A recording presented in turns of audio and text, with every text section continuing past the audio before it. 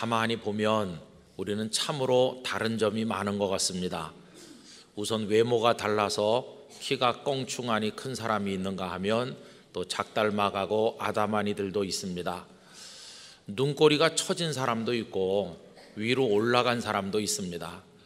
또 콧날이 오똑한 사람이 있는가 하면 좀 납작해서 또 착해 보이는 사람도 있고, 생긴 거 가지고 말하려면 하루 종일 말해도 될 만큼 다 다릅니다. 또 성격도 다르죠. 살아가는 방식도 다르고 입맛도 다 제각각입니다. 그래서 우스갯소리가 있지 않습니까? 삶은 감자 설탕에 찍어 먹는 사람, 소금에 찍어 먹는 사람, 싸우다가 화가 나서 이혼하러 갔더니 판사가 나는 고추장 찍어 먹어요 그랬다는 우스갯소리가 있지 않습니까? 너무너무 다 달라요. 그런데 보세요, 이 다름들이 어느 날 차이라는 단어가 되어서 다가옵니다. 차이, 그러면 다른 이들과 나 사이에 어떤 장벽이 가로막힌 것 같은 아쉬움을 느끼게 됩니다. 그리고 이 차이라고 하는 것이 어떤 때는 기쁨과 아픔이 되어서 다가올 때도 있습니다. 성적의 차이, 합격생과 불합격생을 갈라놓으니까 합격한 사람은 기쁘지만 불합격한 학생은 너무도 마음이 아픕니다. 어른이 되어서는 성공의 차이가 있어서 번듯한 직장, 그리고 많은 경제적 수입, 어디 가서나 청 내밀 수 있는 명함 한 장, 이런 것들로 표현되는 성공을 거둔 사람들은 아주 기쁩니다. 그러나 그 인생이 어렵고 힘드신 분들은 얼마나 마음 아파하는지 말로 다 할 수가 없습니다. 자, 그런데 여러분, 이렇게 다름들이 차이로 여겨지게 되고 그 차이가 기쁨과 아픔을 가져오는 것도 힘든 일인데, 이것이 여기서 그치지 않을 때가 많다는 게 문제입니다. 어느 날 그것이 차별이라고 하는 괴물로 바뀌는 그 순간 이 세상은 비극적인 곳으로 변하고 마는 것입니다. 차별하는 사람이 생기고 차별당하는 사람이 생겨서 얼마나 고통스러운 세상이 됩니까? 그래서 외모에 따른 차별, 성별에 따른 차별, 성적의 고하에 따른 차별, 능력의 많고 적음에 따른 차별, 경제적 능력에 따른 차별, 온갖 다양한 종류의 차별이 이 세상에 존재하고 있지 않습니까? 그런데 여러분, 이렇게 차별하는 사람과 차별당하는 사람이 존재하게 되면 모두가 다 죄인이 되고 맙니다. 차별하는 사람, 나는 그래도 성공했어, 이런 사람들은 교만이란 죄를 짓게 됩니다. 마치 자신이 하나님이나 되는 듯이 말하기 쉽고 모든 것이 자기 손안에 있는 듯이 안하무인격으로 행동하게 되기 때문에 그는 죄인이 되는 것입니다. 반면에 성공하지 못했다는 자책을 가지고 살면서 다른 이들에게 차별당하는 이들은 그 가슴 속에 하나님을 향한 원망이 생길 뿐만 아니라 스스로에 대한 미움으로 심한 자책을 하면서 하나님의 고귀한 피조물로 탄생한 자기 자신을 저주하기까지 합니다. 가장 복된 자신의 생명을 스스로 학대할 때도 있으니까 이 역시 무서운 열등감으로 이어지고 이것 또한 하나님께서 원하시는 일이 아니기 때문에 역시 죄가 되는 것입니다. 뿐만 아니라 다 불행해지고 맙니다. 성공 좀 했다고 다른 사람 무시하면서 교만하게 사는 사람은 그러면 행복한가? 그렇지 않습니다. 그는 다른 사람들이 자기를 따라오지 못하도록 그 벌어진 간격을 더 많이 벌리기 위해서 자신이 가진 힘과 여러 조건들을 총동원하여 수단 방법 가리지 않고 사는데 밑빠진 항아리인 줄 모르고 그걸 채워보려고 하는 안간힘을 쓰면서 욕망의 항아리에 물을 붓는 사람처럼 사니까 그 인생 만족도 없고 평안함도 없는 불행한 삶이 되는 것입니다. 또 다른 사람보다 처졌다고 생각하는 사람들은 그들대로 그 벌어진 차이를 좀 따라잡기 위해서 역시 온갖 수단 방법을 다 동원해서 때로는 편법과 불법도 자행하게 되고, 그 마음에 늘 쫓김이 있고 언제 만족한다든지 평안을 누리는 게 없으니 역시 그렇게 사는 것 또한 불행한 인생이 될 수밖에 없는 것입니다. 그래서 여러분, 다름들이 차이로 여겨지고 이 차이가 기쁨과 아픔을 가져오고, 그리고 거기 차별로 그게 나타나게 되면 어느 쪽에 있든지 간에 다 마음 아프고 다 죄인이고 다 불행한 인생을 살아갈 수밖에 없습니다. 그래서 여러분, 참 안타깝죠. 우린 언제까지나 이 세상에서 그런 식으로 살아야 될 것인가? 남과 다르다는 게 착안해서 남과 나의 차이점에 집중하면서 언제까지 이런 데 매달려서 고통받으며 살아야 될까? 이런 생각을 할 때가 많이 있습니다. 여러분, 좀 다르게 사는 방법이 없을까요? 오래전에 제가 명문 고등학교를 같이 다녀서 졸업한 그 동기생들 중에서 하나님을 믿는 사람들로 이루어진 신우회 성경 공부를 인도했던 적이 있습니다. 그분들에게서 듣는 이야기였죠. 그래도 명문 고등학교에 입학을 했으니까 다 두뇌가 명석하고 공부 잘하는 모범생들이었다고 하겠습니다. 다 같이 머리를 박박 깎고 까만 교복 입고 같은 교실에 앉아서 공부하고 운동장에 뛰어놀 때는 다 같아 보였다고 합니다. 그런데 그 안에도 경쟁은 치열하였습니다. 친구이긴 하지만 대학 입시라고 하는데 가보면 적이 될 수도 있는 관계였기 때문에 그 안에도 아주 치열한 경쟁이 있었고, 그렇게 고등학교 과정을 마치고 다 대학에 진학을 했는데 상당 숫자가 명문 대학에 진학을 했다는 겁니다. 그리고는 이제 다 졸업을 해서 사회로 진출해서 10년 20년 살다 보니 그 이름 석자 뒤에 장자 붙거나 사자 붙는 전문직에 진출해서 한 자리 하는 친구들도 많이 생기게 되었다고 합니다. 그러다 보니 생활은 더 바빠지고 여유가 없어서 그 친했던 친구들과 연락이 멀어지고 끊어지면서 그저 사는데 바빠서 친구들을 잊어버리는 지경에 이르렀다는 것입니다. 또 누가 먼저 끊었는지는 모르지만 제대로 잘 풀리지 않은, 그래서 성공하지 못한 것처럼 뒤처진 친구들하고는 불편하니까 더더욱 연락을 하지 않게 되어서 어디서 뭐하고 사는지조차 잘 알 수 없게 되었다는 것입니다. 머리 박박 깎고 똑같은 교복 입고 같이 놀고 할 때는 아무 차이가 없어 보였는데 세월이 10년, 20년, 30년 지나서 중년이 되고 보니까 그 간극이 얼마나 벌어졌는지 따라잡기 힘들 만큼의 차이가 생겨 있더라는 것입니다. 그래서 다른 사람들과의 그 차이에 만족하면서 난 다른 사람하고는 달라, 나는 성공했어, 그것을 기뻐하면서 정신없이 세상을 살았는데 어느 날 뭔가 잘못됐다는 걸 깨닫는 때가 왔다는 것입니다. 세월이 더 많이 흘러서 나이 60주를 넘기게 되니까 생각이 많이 달라졌다는 겁니다. 아, 세월이 이렇게 빠르구나. 우리가 지금까지 이렇게 살아온 게 잘 산 게 아니야. 뭔가 잘못됐다. 이렇게 느꼈다는 것입니다. 이제는 더 이상 더 많은 돈에도 관심이 없고 더 높은 지위도 시들하고 이제는 세상이 허무한 것처럼만 생각이 되면서 생각난 것은 소식이 끊어진, 연락도 하지 않고 살았던 친구들의 얼굴이 떠오르기 시작을 했다는 겁니다. 그래서 서로 수소문을 해서 어디 살고 있대 이러면서 연락이 되는 친구들끼리 모이기를 시작을 했고, 함께 하나님 앞에 무릎을 꿇고 앉으니까 이제는 서로 다른 게 보였다는 겁니다.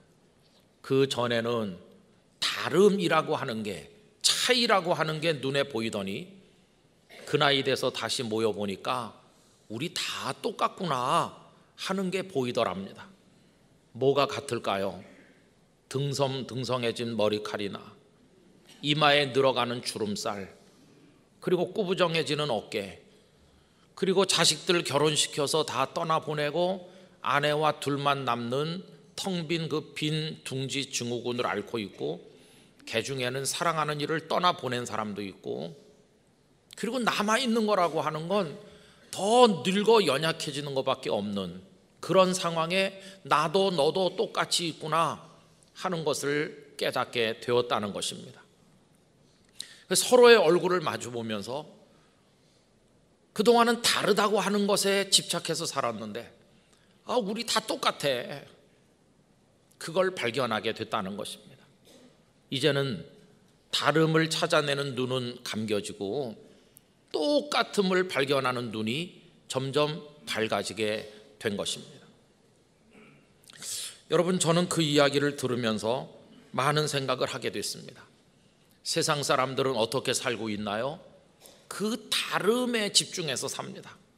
차이에 집중해서 삽니다. 너랑 나랑은 지문도 달라, 그러니까 너는 너고 나는 나지, 이렇게 다름과 차이에 의해서 서로의 존재를 규정 지으면서 살아오지 않았습니까? 그런데 그렇게 사는 동안에 앞에서 말씀드린 것처럼 얼마나 많은 아픔이 이 땅에 존재하게 되었습니까? 이제는 더 이상 이렇게 살지 말아야 되겠다는 생각을 하게 되는 것이죠. 그럼 성도 여러분, 어떻게 하면 되겠습니까? 그래서 깨닫는 게 있어요. 지금까지는 그 다름들과 차이들에 집중해서 살아왔다면 이제는 완전히 생각을 바꾸어서 우리가 다 똑같아 하는 데 집중하면서 살도록 전환하는 게 필요하다는 생각을 해보게 된다는 것입니다. 여러분, 가만히 보세요. 차이점, 다른 점은 다 부수적인 것들에서 나타나는 현상입니다. 너와 내가 같아 라고 할 때 그 같음은 인생의 더 본질적인 영역에서 나타나는 겁니다. 그것이 근원적인 것이기 때문에 아무리 차이들을 다 동원해도 그 근원적으로 같음을 해결할 수가 없는 것입니다. 우선 우리는 어떤 점에서 같나요?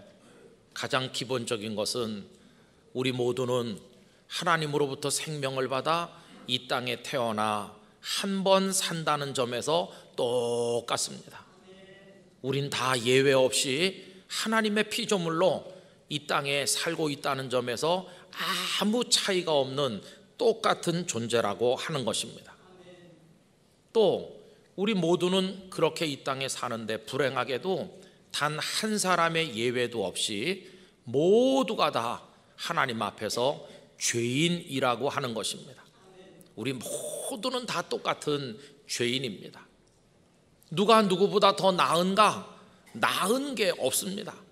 그걸 보여주는 말씀이 오늘 본문 9절 말씀인데 우리 다 같이 소리내서 읽어보도록 하겠습니다. 그러면 어떠하냐? 우리는 나으냐? 결코 아니라 유대인이나 헬라인이나 다 죄 아래 있다고 우리가 이미 선언하였느니라. 아멘. 우리는 저 사람들보다 나은가? 아니라는 거예요. 나은 점이 하나도 없다. 그 사람이 헬라 사람, 이방인이든 그 사람이 유대인이든 다 죄 아래 있다고 이야기하고 있습니다. 바울 사도께서 로마서를 기록하던 당시 유대인들과 이방인, 특히 헬라 사람들은 아주 사이가 안 좋았습니다.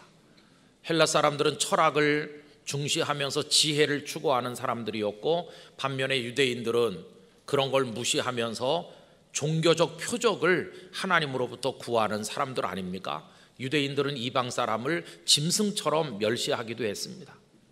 그러면 유대인들이 이방인들보다 좀 나은 점이 있느냐? 바울 사도 자신도 유대인 아닙니까? 그런데 이야기가 뭡니까? 나은 점이 없다는 거예요. 다 똑같다. 다 죄 아래 있다. 그래서 그 다음 10절부터 이어지는 말씀이 의인이 하나도 없다고 이야기하죠.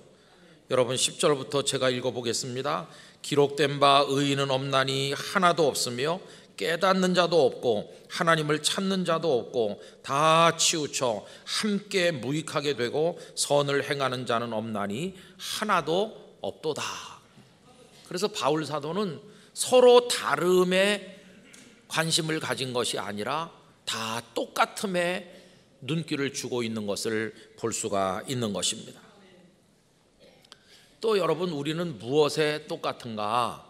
이렇게 의인은 없이 다 죄 아래 있다 보니까 죄의 싹은 사망이라고 했기 때문에 여러분, 우리 모두는 다 죽습니다.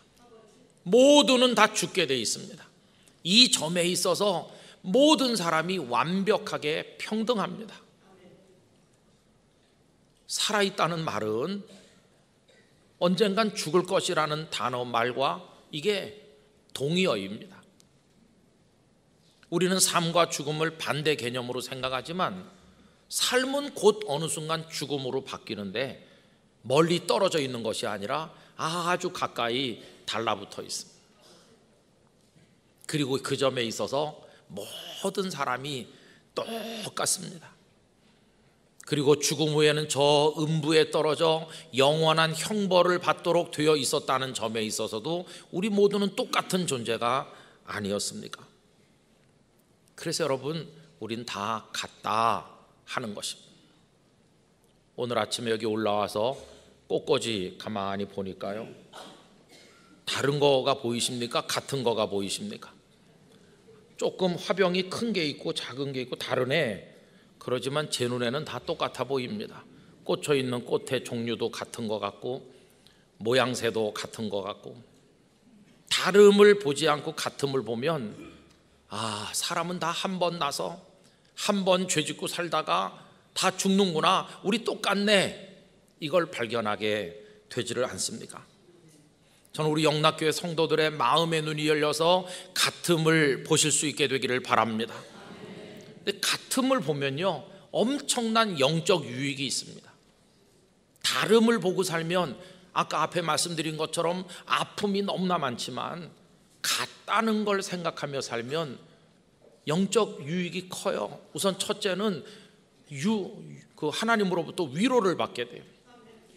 내가 병원에 갔는데 선생님께서는 힘들겠어요, 병이 너무 깊어요, 전 같으면 왜 저 사람은 저렇게 건강하고 나는 왜 이렇게 아프나, 이렇게 더 상처받았을 텐데 우리 같아 하는 걸 생각해 보면 나나 그분이나 우리 다 하나님 앞에 갈 것이, 괜찮아, 우리 다 똑같아, 이러면 위로를 받을 수가 있습니다. 또 같음을 생각할 때 얻는 영적 유익은요, 바로 거기서부터 사랑이라고 하는 게 가능해진다는 겁니다. 여러분, 차이를 자꾸 얘기하는 데서는요, 차별만 존재하지 사랑, 그거 어렵습니다. 그래서 나보다 연약하고 못한 사람 보면 당신은 고생 좀 해봐야 된다, 당신이 이렇게 된 건 다 당신 책임이야, 이러면서 사랑은커녕 가슴에 대못을 받고 쌀쌀 맞기가 이를 데 없게 그렇게 되는 거 아닙니까? 그런데 저 사람이나 나나 같아 이렇게 생각해 보면 집사님 힘내요, 집사님이나 나나 똑같지 뭐, 이렇게 하면서 다가설 수 있게 되고 서로 끌어안을 수 있게 되니까 사랑이라는 게 가능해지는 겁니다. 여러분 잘 아시는, 들어보셨을 이야기 있지 않습니까? 어떤 어린아이가 암에 걸려서 항암 치료받으니까 머리칼 다 빠졌어요. 그런데 이 아이가 학교에 가야 되는데 난 머리칼 하나도 없이 학교 가면 애들이 놀릴 거야, 안 간다는 걸 설득해서 그 아이가 이제 학교에 다시 가게 되는 날 교실 문을 여는 순간 깜짝 놀랐다고 하죠. 교실 안에 앉아있는 그 많은 친구들이 다 머리칼이 하나도 없었던 거예요. 그 친구들은 아픈 친구 학교 오는 거 알고 자기들도 다 가서 박박 깎았어요. 왜? 너랑 나랑 같아, 힘내, 이렇게 말하는 사랑을 위해서. 멀쩡한 친구들도 머리칼을 깎는 사랑을 보여주는 거 아닙니까? 저는요, 이 대목에서 눈물이 나려고 그래요.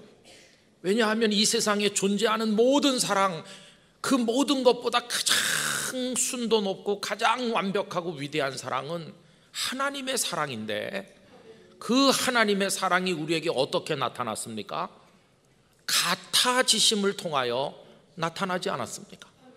본래 하나님과 우리는 너무너무 다른 존재죠. 그분은 완전한 신이시고 우리는 인생에 불과하죠. 그분은 창조주, 우린 피조물. 그분은 전능자, 우린 무능한 자. 그분은 거룩하신 분, 우린 죄인. 그분은 어디나 충만하시고 우리는 공간의 제약을 받고, 그분은 영원하시지만 우리는 시간의 제약 아래 살다 쓰러지는 존재에 불과하니까 하나님과 우리는 너무 다르죠. 그런데 그분이 너와 나는 다르다 이렇게만 말씀하시는 게 아니고, 그 같아질 수 없는 불가능한 차이를 훌쩍 사랑의 이름으로 뛰어넘으셔서 우리와 똑같은 육체를 입으시고 베들레헴 마옥간에 탄생하셔서 사람들이 먹는 음식을 잡수시고 사람들이 입으시는 옷을 입으시면서 사람들이 눕는 곳에 같이 누워 계시니, 하나님이 사람이 되셔서 우리와 같아지셨다고 하는 여기 하나님의 사랑이 다, 복음의 절정이 그 속에 다 포함되어 있는 거 아닙니까? 하나님의 우리와 같아지심, 여러분 그게 얼마나 놀라운 은혜입니까? 이게 같음을 통해서 구원을 이루시는 하나님의 놀라운 섭리인 것을 깨닫게 되는 것입니다. 뿐만 아니라 우리는 같아 이렇게 생각할 때 받는 큰 은혜는요, 우리가 주님의 보좌 앞에 나가게 된다는 것입니다. 여러분 야고보서 4장 6절에 이런 말씀이 있습니다. 그러나 더욱 큰 은혜를 주시나니 그러므로 일러스되 하나님이 교만한 자를 물리치시고 겸손한 자에게 은혜를 주신다 하였느니라. 교만한 자는 왜 하나님이 물리치실까요? 교만한 사람들은요, 은혜를 필요로 하지 않거든요. 자기가 성공했고 다른 사람과 다르고, 마치 예수님의 비유 가운데 어떤 바리새인이 이렇게 두 손 들고 하나님, 저는 저 세리와는 다르게 해주신 것을 감사합니다. 그 차이를 들춰내서 감사하는 그런 사람은 하나님의 은혜를 갈망하지 않죠. 그러나 연약한 사람들 보고, 죄인들을 볼 때 하나님, 저도 저 사람과 같아요. 다른 사람들이 저보고 성공했다고 그러고 대단하다고 그러지만 저는 알아요. 저도 죄인이고 저도 저 사람과 똑같고 저도 하나님의 은혜가 없이는 못 산다는 점에 다를 게 없으니 하나님, 저를 외면하지 마시고 저에게도 은혜를 주시옵소서. 이렇게 겸손한 자는 나가서 하나님 앞에 엎드리니까 하나님의 구원의 은총을 얻게 되는 거 아닙니까? 난 저 사람과 달라 은혜 받을 수 없습니다. 그러나 주님, 저 그 사람과 똑같아요. 더 못해요. 이런 사람이 은혜의 보좌 앞으로 나가 하나님 앞에 눈물로 부르짖게 되는 것입니다. 이렇게 말해놓고 보면 남과 다르다는 거, 그 차이, 그것을 다 뛰어넘어서 우리가 같고 똑같다고 하는 사실을 인식한다는 것은 우리에게 얼마나 큰 영적 유익이 되는지. 그래서 오늘 설교 제목을요, 결코 낫지 못함의 은총이라고 그랬어요. 내가 그 사람보다 더 뛰어나지 못하고 똑같다고 하는 게 불행이 아니라 오히려 우리에게 은총이 되고 축복이 된다고 하는 것입니다. 여러분, 이 신비로운 은혜를 영락의 성도들이 다 체험하시게 되기를 간절히 바랍니다. 그리고요, 이 은혜를 우리가 이렇게 받고 나면 거기서 비로소 세상 사람들은 이해할 수 없는 그리스도인의 삶이, 새로운 형태의 삶이 등장하게 된다는 것입니다. 그 삶은 무엇인가? 하나님께서 도저히 우리와 같을 수 없으신 그분께서 같아지심을 통해 사랑을 보여주신 것처럼 우리도 연약하고 힘든 사람들과 같아지려는 노력을 기울이는 삶을 통해 그리스도인다움을 나타낼 수 있게 된다는 것입니다. 여러분, 다른 사람과 같아지지 않은 이 말은 그들이 죄 지을 때 같이 죄를 짓자는 말이 아니고, 그 연약한 이들과 같은 자리에 있어줌으로 그 영혼을 위로하고 그들을 건질 수 있다고 하는 말씀을 드리는 것입니다. 하나님께서는 바울 사도를 통해서 이 같아지는 사랑의 삶이 어떤 것인가를 우리에게 잘 말씀해 준 바가 있는데, 고린도전서 9장 19절로 22절까지의 말씀이 바로 그 내용입니다. 제가 쉬운 번역 성경으로 읽어드리도록 하겠습니다. 나는 자유인이며 어느 누구에게도 매여 있지 않습니다. 그러나 나는 되도록 많은 사람을 얻기 위해 스스로 많은 사람의 종이 되었습니다. 유대인들에게는 유대인들을 얻고자 유대인처럼 되었습니다. 율법 아래 있는 사람들을 대할 때에는 비록 나 자신은 율법 아래 있지 않지만 그들을 얻기 위해 율법 아래 있는 사람처럼 되었습니다. 율법 없는 사람들에게는 비록 나 자신은 하나님의 율법을 떠난 사람이 아니라 그리스도의 율법 아래 있는 사람이지만 율법 없는 사람들을 얻기 위해 율법 없는 사람처럼 되었습니다. 믿음이 약한 사람들에게는 약한 사람들을 얻기 위해서 약한 사람이 되었습니다. 내가 모든 사람들에게 그들과 같이 된 것은 아무쪼록 모든 방법을 다하여 그들 중에 몇 사람이라도 구원하기 위해서였습니다. 이게 같아지는 사랑의 삶을 바울 사도가 보여준 걸 우리에게 알려주는 것입니다. 여러분, 몰로카이 섬의 성자라고 하는 다미엔의 이야기를 아시지 않습니까? 거긴 나병 환자들을 격리한 섬인데 아무리 하나님의 말씀을 이야기하려고 해도 그들이 거리를 두고 가까이 오지 못하게 하니까 너무나 상처됐습니다. 하나님, 저들에게 가까이 갈 수 있도록 저도 그들과 같아지게 해주세요. 저도 나병 환자 되기를 원합니다. 그렇게 6년을 기도한 어느 날 펄펄 끓는 뜨거운 물을 쏟아서 발등에 쏟아졌는데 뜨거운 걸 못 느끼는 순간 나도 나병 환자가 됐구나. 나도 저들과 같아졌구나. 저들과 같아지게 하신 하나님 감사합니다. 그러면서 다가가서 하나님의 말씀을 전했다는 게 아닙니까? 여러분, 우리는 하나님의 사람으로 영락교회 안에 모여 있습니다. 이게 왜 교회가 되는 것입니까? 우리는 다 생김새도 다르고 너무너무 달라서 다르다고 하는 것을 강조하기 시작하면 하나님의 교회가 아닌 것입니다.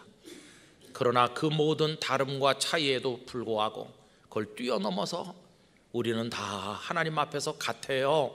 이렇게 하면서 같아지고자 할 때 이곳은 주님의 교회가 될 것입니다. 여러분, 우리는 은혜 없이 살 수 없다는 점에서 똑같습니다. 우리는 은혜로 구원받는다는 점에서 똑같습니다. 우리는 같은 하나님을 믿고 있습니다. 우리는 동일한 소망을 가지고 영원한 천국을 향해 함께 나가고 있다는 점에서 똑같습니다. 영락교회 안에서는 다름보다 같음이 많이 이야기되고 서로 다가서서 장로님, 집사님, 권사님, 우리 다 같아요. 이렇게 주님의 자녀로 같아지게 하신, 동일한 소망을 가지고 살게 하신 하나님을 찬양하고 주님 안에 사랑합니다. 이렇게 할 수 있는 교회가 되기를 간절히 원하는 것입니다. 여러분, 그러려면 우리 안에 있는 교만을 다 버려야 돼요. 나도 똑같은 죄인이지 이렇게 하면서 모든 성도가 다 천부여 의지 없어서 손들고 옵니다. 우리 다 같아요. 주님, 우리를 불쌍히 여겨주세요. 이런 마음을 가질 때 여기 하나님의 영의 역사가 나타나게 될 것입니다. 이따 나중에 나가서 마당에 계실 때, 식사하실 때 넌 왜 그러냐, 난 이런데 이렇게 하지 말으시고 우리 똑같네 이렇게 하시면서 서로 사랑하면서 우리 영락교회를 주님의 교회로 만들어가게 되기를 원합니다. 그런 축복을 성령 안에서 주시기를 진심으로 기원합니다. 아버지 하나님, 너무너무 다르신 하나님께서 사람 못 믿고 우리와 같아지심으로 당신의 사랑을 표현하여 주시고 저희를 구원하여 주셨습니다. 그런데 저희들은 다르다고 하는 것에만 집중하여 다른 이들을 차별할 때 많았으니 용서해 주시고 이제는 같음을 찾아낼 뿐만 아니라 같아지고자 하는 거룩한 사랑의 노력을 기울여 살아갈 수 있는, 그래서 가정도 이웃 간에도 교회 안에서도 천국을 이루는 저희 모두가 되게 해 주옵소서. 예수님의 이름으로 기도하옵나이다. 아멘.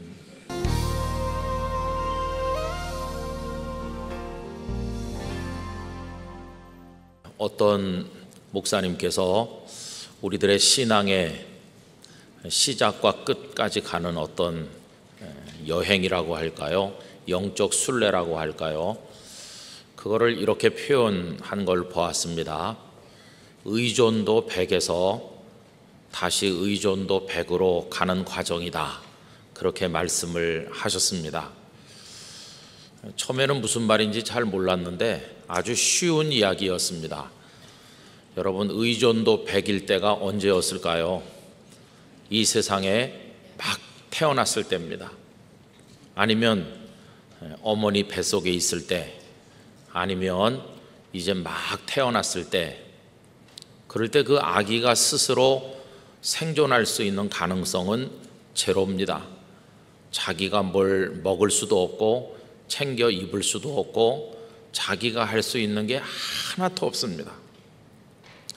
무슨 인지조차도 제대로 없겠죠.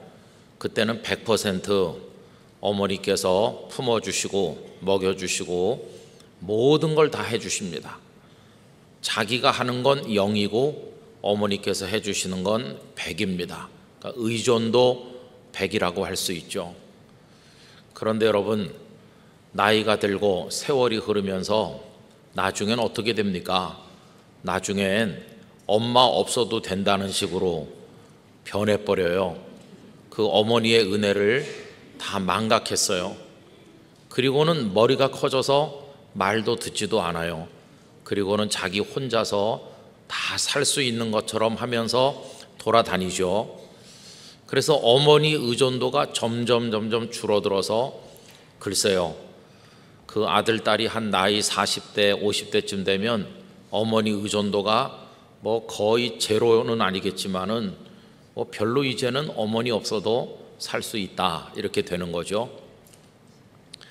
그러다가 다시 의존도 100이 되면 인생이 끝난다고 그 목사님 말씀하시더라고요. 여러분, 다시 의존도 100이 되는 건 무슨 뜻인가 했더니 맨 인생의 마지막 순간에 가면 다시 의존도 100이 된다는 것입니다. 병원 중환자실에 들어누워서 호흡도 내 힘으로 못해 산소호흡기의 도움을 받아야 되고, 내가 음식을 먹을 수도 없고, 어떤 환자들은 목줄에다가 뭘 공급하기도 하고, 어떤 분들은 또 음식 대신 주사약으로 뭘 공급하기도 하잖아요. 그리고 의식이 없는 사람도 있고, 그때 자신이 무슨 옷을 입을 수 있나요? 자신이 세수를 할 수 있나요? 자신이 할 수 있는 게 아무것도 없죠. 그러다가 완벽하게 의존도 100이 되는 순간은 뭐냐 하면 이 세상을 떠나는 순간입니다. 여러분, 이 세상이 끝나서, 우리의 삶이 끝나서 이 세상을 떠나게 되는 순간, 우리의 능력이나 우리의 노력이나 수고를 가지고 천국에 들어가는 사람은 한 사람도 없습니다. 완전히 나는 제로 상태로 떨어진 것이고, 나같이 부족한 죄인을 들어서 영원한 천국으로 입성시켜 주시는 분은 주님이십니다. 그때 주님의 은혜 100입니다. 100. 나는 0입니다. 0. 그래서 이 목사님 말씀을 그렇게 표현하신 거죠. 갓난아기 때 의존도 100이었다, 어머니에 대해서.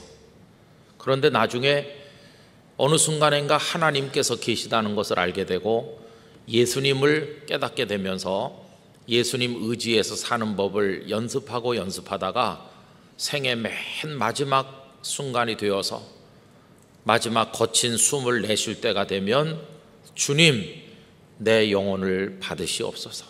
그때 주님을 100으로 의지할 때 나는 0이 되는 그 순간, 우린 주님의 품에 안겨서 마치 갓난아기가 어머니 품에 안겨 있었던 것처럼 이제는 넓고 크신 주님의 품에 안겨서 우리가 영원한 천국에 들어가게 된다고 할 수 있겠습니다. 근데 지금 우리는 어떻습니까? 지금 우리는 어중간한 나이에 살고 있죠. 여러분, 부모님 의존도는 몇이시고 예수님 의존도는 지금 몇이라고 생각하세요? 예수님, 예수님 좋지. 그런데 지금 우리는요, 어떤 구도 속에 살고 있냐 하면 무엇과 예수님 이렇게 하고 있죠. 우리에게는 무엇이 아직도 많이 있어요. 그 무엇이 건강일 때도 있고 좀 가진 돈일 때도 있고 혹은 또 세상적인 직업이나 지위나 어떤 배경일 때도 있고 어떤 분들은 썩 잘 키운 자식일 경우도 있어요. 우리 자식들이 아주 잘 되지 않았느냐. 그래서 당신은 지금 어떻게 인생을 삽니까? 그러면은 무엇이 많아요. 그거 다 늘어놓고 그거와 예수님 이렇게 하는 거예요. 예수님을 부인하진 않는데 예수님은 저 끝자락에다가 붙여놨어요. 그러다 무엇 과를 가지고 살 때 뭐 별 힘든 일 없으면 예수님을 안 찾다가 무엇 과가 별 효력이 없으면 그때 가서야 예수님을 찾는 사람들이 많이 있어요. 여러분 살면서 예수님 의존도가 많이 높아지는 경험을 하는 것은 세상적으로 인간적으로 생각해 보면 힘든 일일 수도 있어요.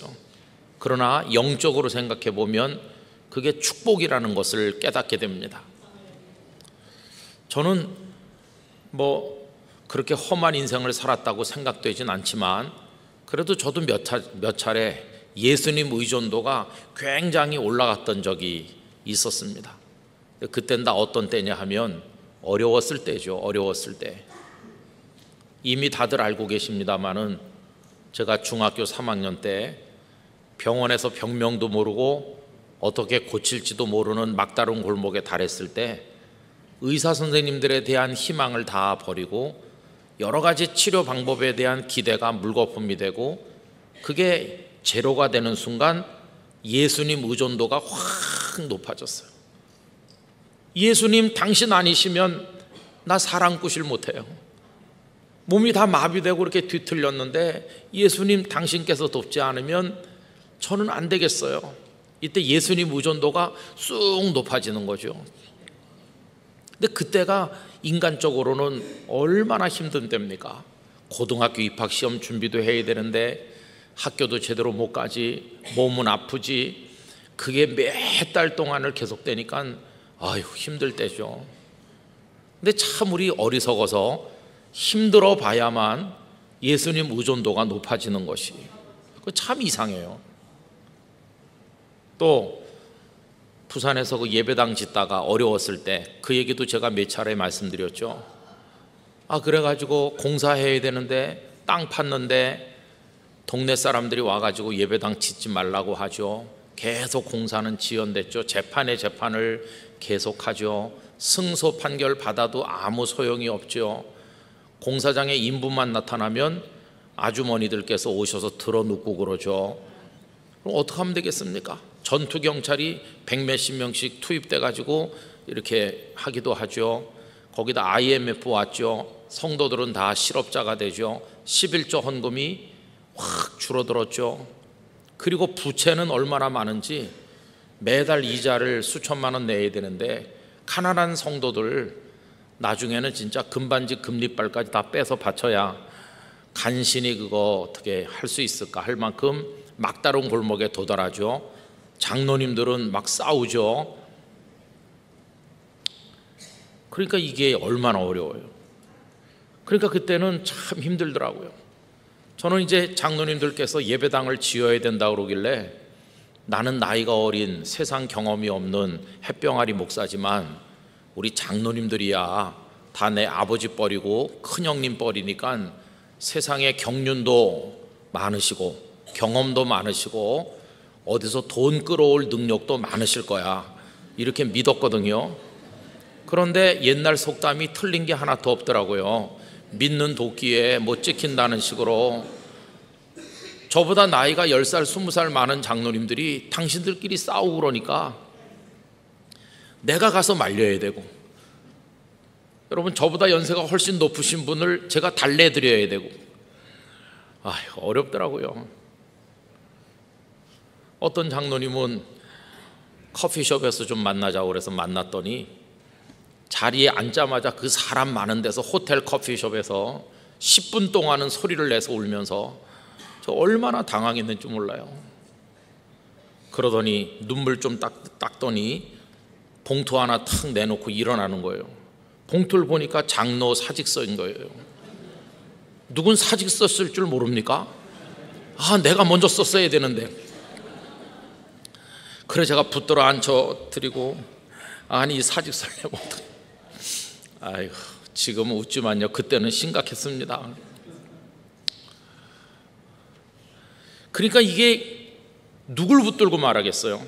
내가 그렇게 장로님들이 경륜도 많으시고 장로님들은 나랑 다를 거야, 뭐 건축 그분들이 다 알아서 좋은 회사 다 해가지고 든든한 회사 데려다가 설계도 잘 해가지고 잘 하시겠지, 나는 그냥 설교만 열심히 하면 뭐 장로님들이 알아서 다 하시겠지 그랬더니 마지막에는 아닌 거예요. 그런 일이 있고 그 다음날 새벽에 예배당 가서 새벽기도 때 앉아 있으면 누굴 믿겠습니까? 아무도 없더라고요. 아무도. 교인들 얼굴을 다 생각해 보는 거예요. 교인들 이분 저분 떠올, 왜 돈 좀 있나 해가지고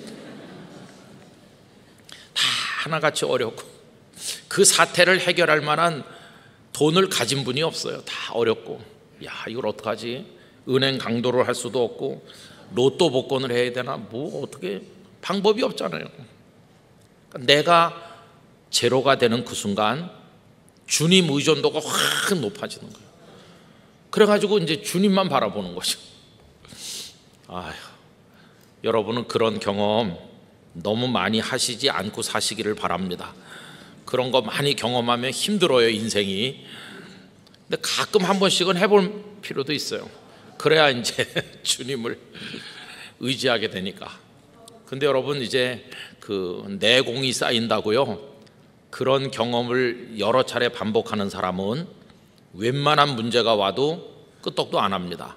왜냐하면 거룩한 기억이 있거든요. 전에는 지금보다 더 힘들었었어, 그때도 주님이 도우셨는데, 이러면서 영적 근육이 이제 발달하는 거예요. 여러분, 우리에게 있어서 예수님은 어떤 분이실까요? 예수님은 우리가 의존도 100으로 바라봐야 될 분이시죠. 우리의 모든 것 되시는 분이시죠. 우리의 전부세요, 전부. 오늘 읽은 말씀이 석 절밖에 안 되는데, 예수님께서 당신을 이제 양의 문이라고 말씀하는 대목인데요, 그 앞에 보면 나보다 먼저 온 자들이 있다 그래요. 나보다 먼저 온. 여러분 성경 말씀 봅시다. 거기 7절 말씀. 그러므로 예수께서 다시 이르시되 내가 진실로 진실로 너희에게 말하노니 나는 양의 문이라, 이렇게 하시고 8절 나보다 먼저 온 자는 다 절도요 강도니라고 하시죠. 여러분, 예수님은 복음을 의미합니다. 그죠? 예수님이 오심으로 복음의 시대가 됐잖아요. 그럼 예수님보다 먼저 온 게 뭡니까? 율법이죠. 율법. 구약이 먼저 있었잖아요. 근데 구약은 율법입니다. 율법. 율법을 전달해 준 사람이 누굽니까? 모세죠. 그런데 율법의 기본 틀은 무엇입니까?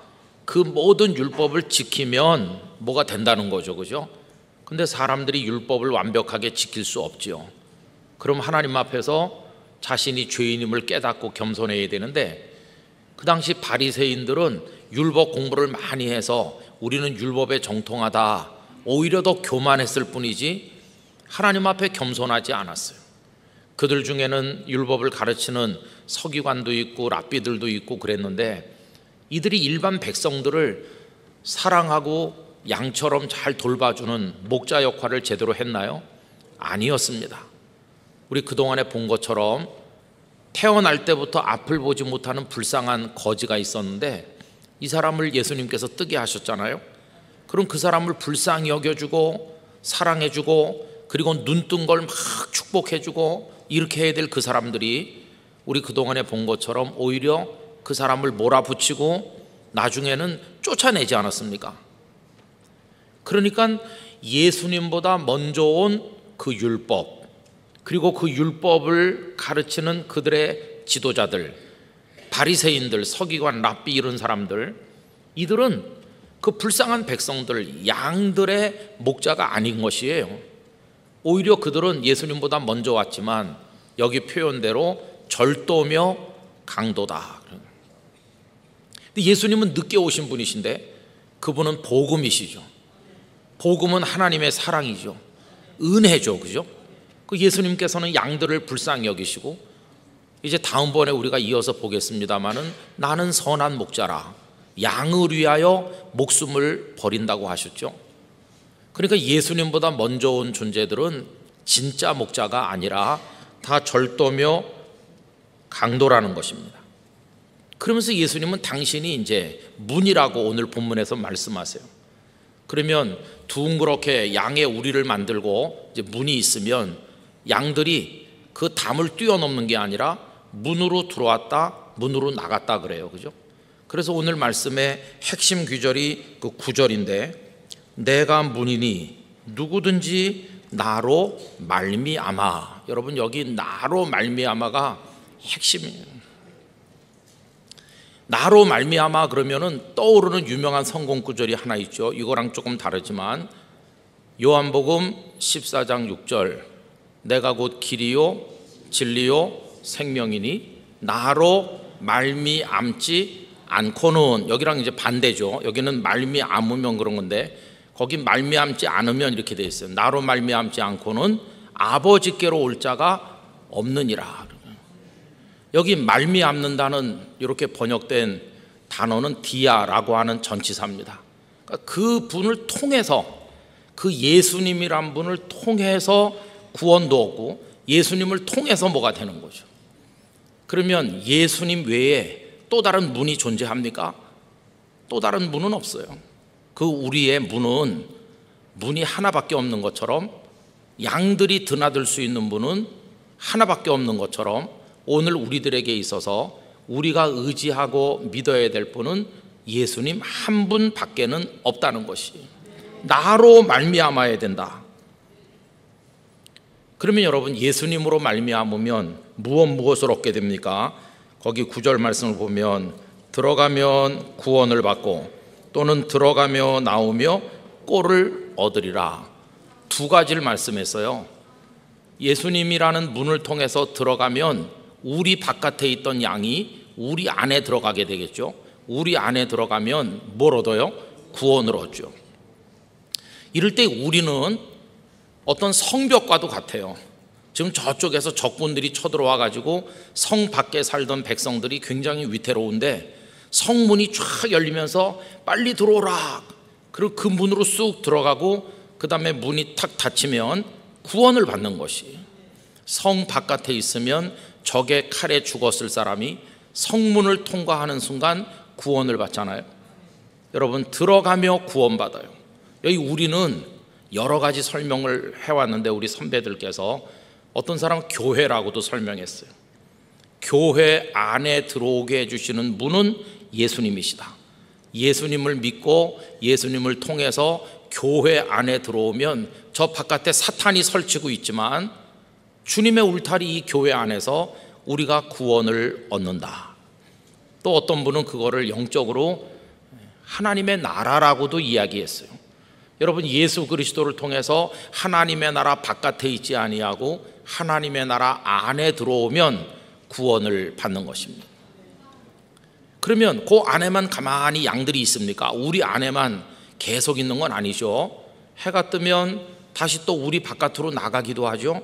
그래서 그 다음에 보면 또는 들어가며 나오며, 들어가며 나오면은 계속되는 동작이 반복되는 걸 얘기하고 있어요. 어떤 때는 우리 안에 들어갈 때도 있고 어떤 때는 다시 바깥으로 나올 때도 있고 또 들어가고 또 나오고 반복되면서 뭘 얻습니까?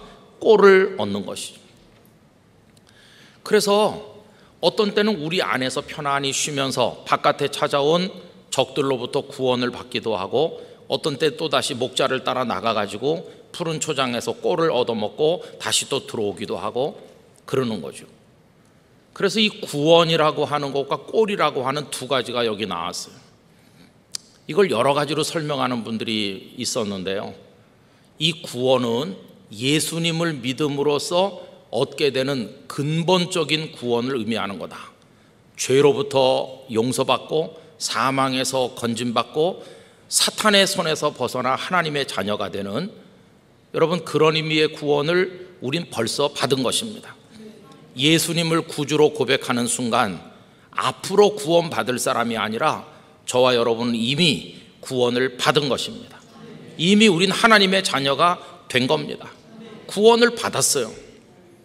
그 다음에 이제 우리가 얻는 꼴이 또 필요하겠죠. 이 세상을 살려면 생활에 필요한 것도 있고 우리의 정서에 필요한 것도 있고 영적인 양식이 필요하고 우리에게 필요한 게 앞으로 하늘나라 갈 때까지 계속 필요한데 이건 어떻게 하냐? 들어가며 나가며 들어가며 나가며 계속 동일한 일이 반복되다 보면 나는 꼴을 먹는 것이죠. 어떤 분은 또 이렇게 설명했어요. 우리가 근본적인 구원을 받고 하나님의 자녀가 되면, 그리고 지금 우리 영락교회라고 하는 우리 안에 있는데 이 영락교회를 계속 드나드는 거예요. 주일날도 들어왔다 나갔다 하고 계속 들어왔다 나갔다 하면 주께서 우리에게 꼴을 주신다는 것이, 심령에 필요한 꼴도 주시고 삶에 필요한 축복이라는 꼴도 주시고, 그래서 우린 늘 그렇게 하면서 살아간다고 하는 것을 이 말씀에서 배울 수가 있습니다. 그래서 여러분, 예수님을 믿는 거는 날마다 무슨 굉장한 사건이 벌어지는 게 아닙니다. 그냥 늘 평상적인 일이 계속돼요. 지난 주일에도 예배당에 와서 예배했고 오늘 수요일날 또 예배하러 왔고 어떤 분은 새벽기도 오고 또 가고, 뭐 맨날 똑같은 것 같아요. 무슨 획기적인 일이 벌어지는 거 없는 것 같아서 어떤 땐 좀 지루해 보이기도 하지만 그러는 동안에 나는 꼴을 얻고 사는 것이, 그러니까 이걸 계속하는 것이죠.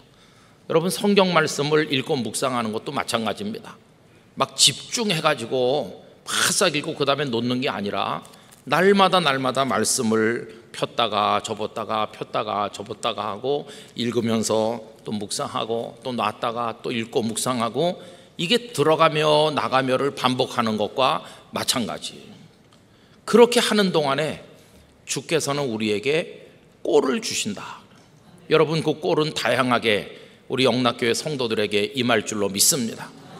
여러 가지 삶에 필요한 제반 조건들도 주시고 내 심령의 힘도 주시고 성령의 은사도 주시고 기쁨도 주시고 감사도 주시고, 어떤 때는 작은 것에도 감사하게 하시고, 이러면서 내 삶이 유지되는 것이, 근데 그게 다 무엇을 통해서 되냐 하면은 나로 말미암아 이렇게 하시는 거예요.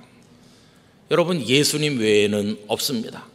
다른 존재들은 다 절도며 강도라고 말씀했습니다. 그래서 우리가 영적 숙제가 있다면 그게 뭐냐 하면, 어떻게 하면 주님 의존도 100으로 높일 수 있을까? 그게 문제입니다. 그런데 문제는 늘 우리에게는 그 앞에 과가 많아요. 무엇 과. 그래서 뭐 많이 가지신 분들은 주님만 바라보기가 참 어려운 거예요. 가진 게 많으니까. 그래서 영적 싸움이라고 하는 건 바깥에서 일어난다기보다 우리 내면에서 일어나는데, 주님 이외의 존재를 의지하고자 하는 내 마음을 자꾸 쳐서 복종시키고 내 마음을 주님을 향하여 온전히 바쳐드리기 위한 내면의 싸움, 이 영적 싸움의 승리자가 되어야 할 줄로 믿습니다. 바울 사도도 생각을 해보면 그 앞에 무엇 과가 참 많았던 분이시죠. 우리 성경 말씀 찾아서 같이 보실까요? 빌립보서 3장, 잘 아시는 말씀이라고 생각됩니다. 빌립보서 3장 4절입니다. 빌립보서 3장 4절.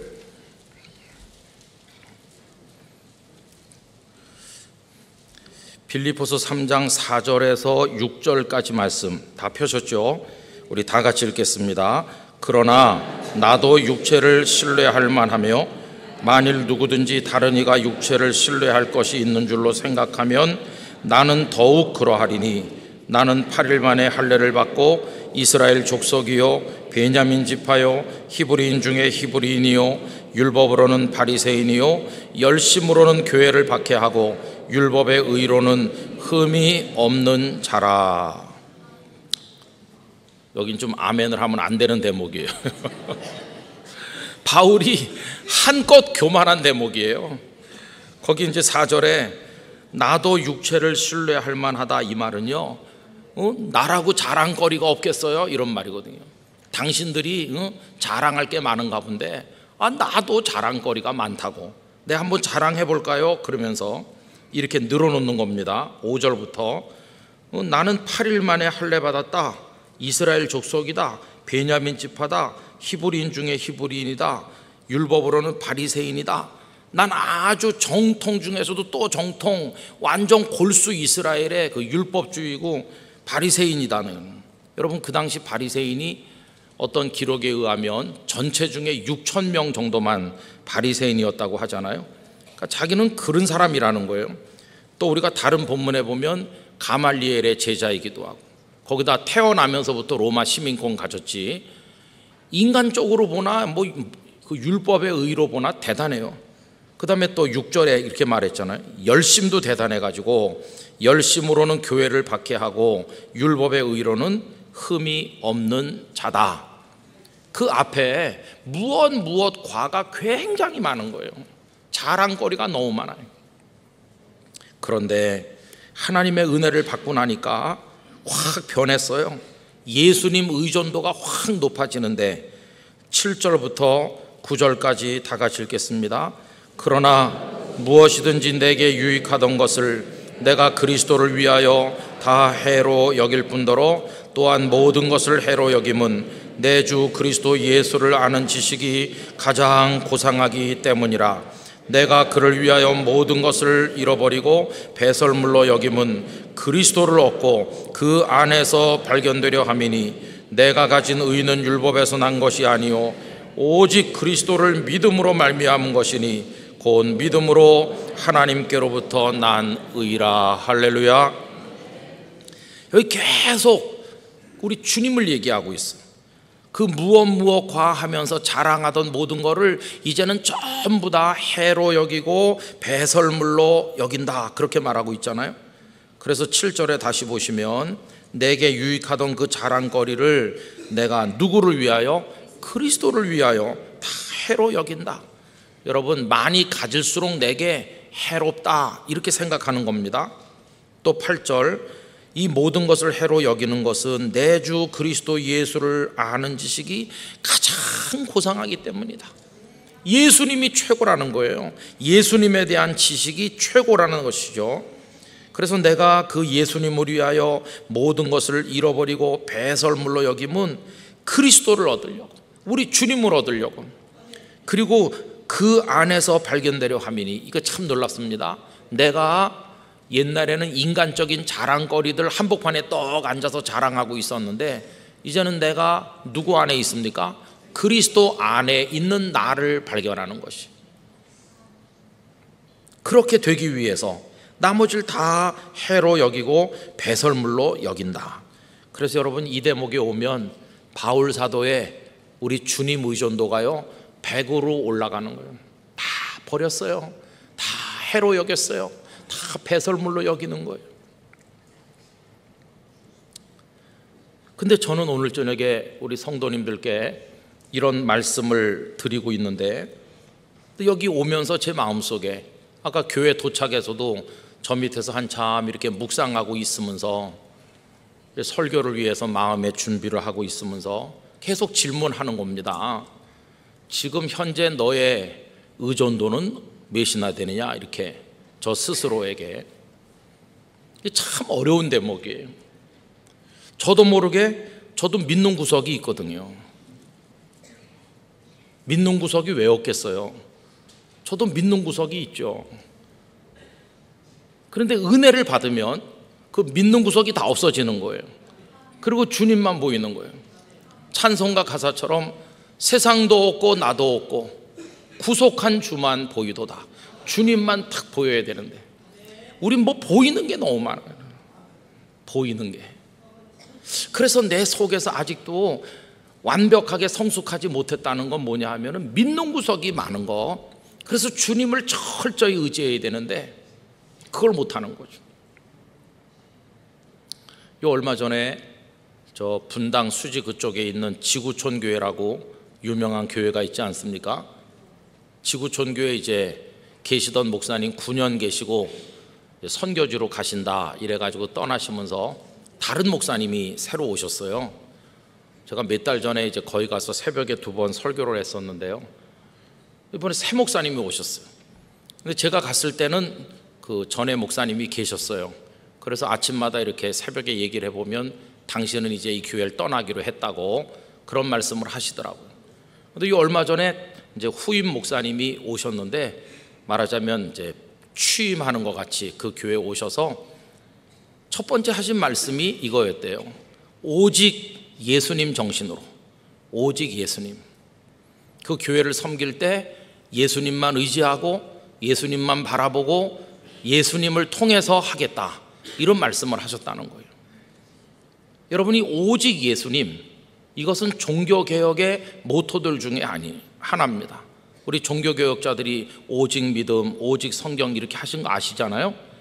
근데 그게 이제 오직 예수 그리스도, 여러분 이건 우리의 영원한 모토인 줄로 믿습니다. 오직 예수 그리스도죠. 우리가 하늘나라에 구원받아 가는 것도 오직 예수님을 통해서 가는 거지, 나로 말미암지 않고는 아버지께로 올 자가 혹시 있을지도 모르지, 그게 아니라 없느니라 다 하셨어요. 다른 이름으로는 구원 얻을 이름을 우리에게 주신 일이 없다고 말씀했어요. 오직 예수 그리스도의 이름만으로 구원을 받는 것이죠. 그러니까 영락교회의 머리는 오직 예수님이셔야 되고, 우리는 그 예수님에 붙어있는 지체로 그 머리 대신 주님께 전적으로 순종할 뿐이죠. 목사? 아무것도 아닙니다. 목사가 아무것도 아니에요. 주님이 머리시고 우리는 아무것도 아니어야 돼요. 그런데 왜 교회들이 시끄럽나? 그건요, 아무것도 아니어야 될 우리가 무엇이 되어 있기 때문에 그런 거예요. 자리를 차지하고 있는 겁니다. 예수님이 야 좀 비켜라, 내 자리에서 좀 내려와, 그래도 그걸 못 듣는 거죠. 예수님의 자리에 앉아 있어요. 여러분, 종교개혁이 뭡니까? 교황을 비롯한 교권이 그리스도의 자리에 앉아 있어서 그리스도의 대리인이라고 스스로를 칭할 때 다 타락한 것이. 그래서 여러분, 우리 영락교회 성도들은 목사나 그 어떤 유력한 성도나 누구도 믿으면 안 됩니다. 예수님만을 믿으셔야 됩니다. 어떤 교회 아주 유능한 설교자, 대단히 충성하는 장로님, 권사님 있을 수 있죠. 헌금을 많이 바치는 집사님 있을 수 있죠. 그러나 그분들이 하는 게 아니라 예수님께서 하시는 거예요. 예수님께서. 우리 개혁교회의 기본 정신이 이 성경 말씀과 더불어서 오직 예수님이신 거예요. 그런데 우리는 성경 말씀은 덮어놓고 다 내 뜻대로 하고, 그리고 예수님의 자리에 사람이 앉아 있잖아요. 그러니까 이게 잘못된 것입니다. 저는 오늘 저녁에 예수님께서 나를 통해서 들어가면서 구원받고 또 나를 통해서 나가고 들어가고 계속 하다 보면 너희들이 꼴도 얻는다, 오직 예수님만이 유일한 우리의 문이시다, 그분을 말미암아서 우리가 구원도 받고 꼴도 얻고 그런 거다, 이 간단한 메시지를 간단하지만 우리 마음에 심각하게 받게 되기를 원합니다. 여러분, 예수님밖에 없어요. 예수님뿐이세요. 예수님. 무엇과 예수님 이렇게 미지근하게 믿다가 그 무엇과가 하나씩 다 무너지고 내가 붙들 수 있는 게 아무것도 없는 게 드러나게 되는 그때 내가 매달릴 분은 예수님밖에 없어요. 그런데 여러분, 그 무엇과를 붙들고 있느라고 아까운 시간 허비하고 그거 의지하다가 실망을 느끼는 아픔을 겪기 전에 지금부터 우리는 예수님만 붙들어야 돼요. 그런 영적 훈련을 계속해서 하지 않으면 안 되는 것이. 여러분, 우리 예수님만 사랑합시다. 예수님만 의지하도록 끊임없이 우리 자신을 훈련시키십시다. 영적 훈련이 뭐겠어요? 결국은 예수님만 바라보는 훈련을 하는 거죠. 예수님만 바라보는 훈련. 저도 설교를 몇십 년 하면서 느끼는 게 그겁니다. 무슨 책도 많이 읽어가지고 좀 이렇게 잘 구색을 갖추고 재미난 예화도 한 두 군데 끼워 넣고 문장을 매끄럽게 써가지고 하면 은혜 되겠나, 이렇게 안 해본 건 아니에요. 그런데 그게 다 결론은 뭐냐 하면 쓸데없는 짓이다, 그런 결론에 도달하는 거예요. 결국은 좀 거칠고 단순하지만 예수님이 확 살아나는 설교만이, 그리고 그걸 믿음으로 고백하는 그 자리에서만이 영혼이 구원받고 변화되는 역사가 나타나더라는 것이에요. 그러니까 결국은 그거죠, 그죠? 결국은 예수님을 향한 그 고백밖에 없어요. 그런데 우리가 탄식하고 하나님 앞에 눈물로 기도해야 되는 건 자꾸 우리 속에 예수님 아닌 그 무엇이 자꾸 올라오는 거예요. 믿는 구석이 자꾸 생기고, 그것들을 좀 더 많이 만들어 보려고 하루 종일 쫓아다니고 있는 동안에 그 좋으신 예수님을 그냥 쳐다도 안 본다는 게, 이게 우리의 안타까운 영적 현실인 것이에요. 오늘 저녁에 오신 여러분, 내가 살 길 예수님이시고, 우리 가정이 살 길 예수님이시고, 영락교회가 교회다운 교회가 되는 방법 예수님의 은혜를 통하는 것밖에 없고, 대한민국이 살 수 있는 길도 주님밖에는 없는 줄로 믿습니다. 우리 지금 늘어놓고 생각해 보면 우리나라도 희망이 없는 것 같아요. 그렇죠. 뭐 북한은 저러고 있죠. 통일될 희망이 있을까? 트럼프가 어떤 땐 좀 괜찮은 것 같더니 요새는 또 아닌 것 같고 그래요. 알 수가 없어요. 그렇죠. 저는 맨 처음에 아베 수상을 잘생겼네, 그 부인이 또 한국을 좋아한다고 그래갖고 저도 괜찮게 생각했는데 영 아닌 것 같죠. 요새는 또 우리나라 정부도 지금 그렇지, 나라도 복잡하지, 이게 도대체 그렇잖아요. 여러분, 그래도 우리에게 마지막 희망이 있는 것은 주님이 계시니까 그래요. 주님만 의지해야 되는 거예요. 지금 우리 국민 성도, 대한민국의 성도들이 자꾸 주님 의존도가 높아지는 것 같아요. 그렇죠. 우리 주변의 나라를 봐도, 뭐 국내 정세를 봐도, 경제 상황을 봐도, 여러 가지 봐도 희망이 없는 게 자꾸 나타나니까 마치 그 IMF 때 예배당 지던 제 마음 비슷해지는 것 같아요. 우리 성도들의 마음이 다 갈수록 주님을 바라보는 마음이 더 간절해지고 더 뜨거워지고, 거기서 눈물의 기도가 나올 때 전심으로 주님을 향해 부르짖는 자를 구원하시는 주께서 이 나라도 구원해 주실 줄로 믿습니다. 근데 그때까지는 주님께서 좀 기다리시는지도 몰라요. 아직도 멀었어. 너희들이 뭐 세계 10위권의 경제력 그러면서 믿는 구석이 아직도 많구나. 주님이 그냥 기다리시는 거 아니겠나? 우리라도 주님께 전적으로 의지하면서 주님 없이는 안 되는 줄 알고 눈물로 기도할 때 내가 역사의 물길을 돌려주마, 이렇게 하면서 우리에게 은혜를 베푸시지 않겠어요? 자녀를 키우시든지 무엇을 하든지 예수님 뿐이십니다. 그리고 오늘 본문에 있는 것처럼 구원받고 꼴을 얻는 건 주님을 통하는 것 외에는 없는 것입니다. 여러분, 하늘나라 가는 그날까지 문이신 예수님을 통해 들어가기도 하고 그 예수님을 통해 나가기도 하고 오직 예수님으로 통해서만 우리가 은혜를 얻게 되기를 원하는 것입니다. 오늘 저녁에 이제 집에 돌아가실 때요, 주님뿐이시다, 주님뿐이시다. 설교 결론이 너무나 간단하죠. 주님뿐이신 거예요. 주님. 그것만 하나 확실하다면 우리는 하나님 안의 승리자가 될 줄로 믿습니다. 영락교회가 예수님으로 충만하기를 원하고 우리 모든 성도들의 심령이 예수님으로 충만하기를 진심으로 축원합니다. 기도하겠습니다. 아버지 하나님, 갓난아기 때 어머니 의존도가 100이었는데 좀 컸다고 얼마나 교만해지고 돈 좀 벌고 성공 좀 했다고 예수님 없이 살 것처럼 말하는 사람 얼마나 많습니까? 저희가 바로 그러한 자입니다. 용서하여 주시기를 원합니다. 세상 사람들이 박수 쳐주고 알아주는 것들은 다 주님 가까이 하는데 방해되는 것인 경우가 많습니다. 바울 사도는 그걸 다 해로 여기고 배설물로 여기고 그리스도를 얻고 그 안에서 발견되는 소원을 가졌는데, 주여 저희도 그렇게 되게 하셔서 오직 주님만 바라보게 하시고 주님으로 말미암아 구원도 얻고 들어가며 나가며 꼴을 얻는 주님의 선한 양무리가 되게 해 주시옵소서. 영락교회가 오직 머리 되신 주님만 바라보며 나아가게 하시고 이 나라 이 민족이 그러한 나라가 되게 하여 주옵소서. 오늘 북한과 우리나라를 위해 기도하는 저녁입니다. 주님이여 저희를 불쌍히 여겨 주시옵소서. 예수님의 이름으로 기도하옵나이다. 아멘.